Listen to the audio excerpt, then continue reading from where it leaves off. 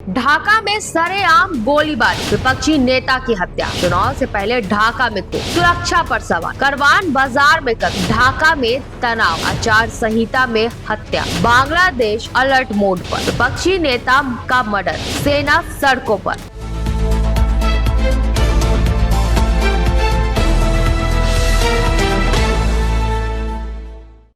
नमस्कार, निशानेबाज में आप सभी का स्वागत है। मैं हूँ आपके साथ सिमरन मिश्रा।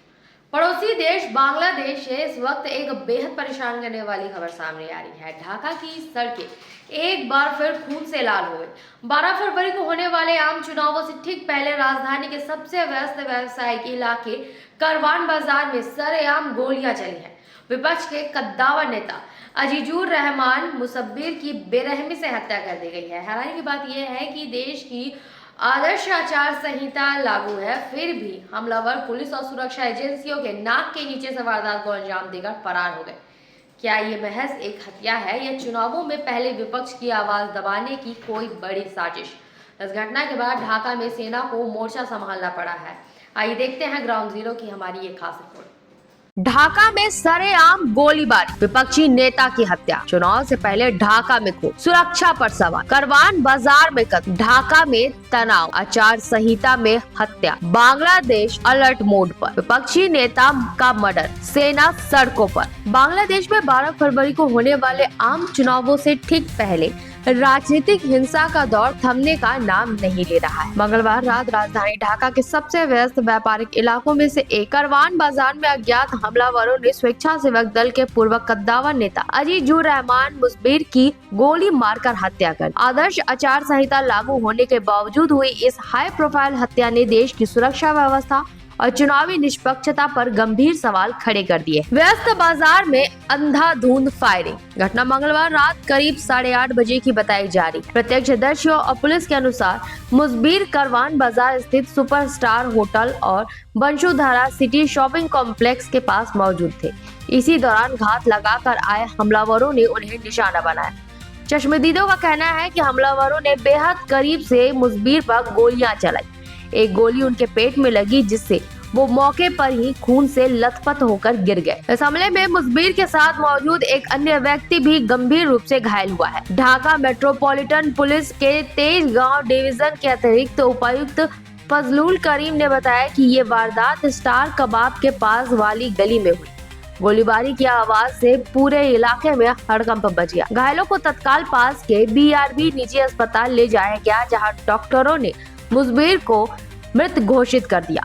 दूसरे घायल व्यक्ति को बेहतर इलाज के लिए ढाका मेडिकल कॉलेज अस्पताल रेफर किया गया है, जहां उसकी हालत स्थिर बताई जा रही है। कौन थे अजीजुर रहमान मुसब्बिर? अजीजुर रहमान मुसब्बिर मुख्य विपक्षी दल बांग्लादेश नेशनलिस्ट पार्टी के स्वयंसेवी इकाई ढाका मेट्रोपॉलिटन नॉर्थ स्वेच्छासेवक दल के महासचिव रह चुके थे। वो पार्टी के भीतर एक सक्रिय और प्रभावशाली चेहरा माने जाते थे। उनकी हत्या को विपक्ष खेमे की आवाज दबाने की कोशिश के रूप में देखा जा रहा है।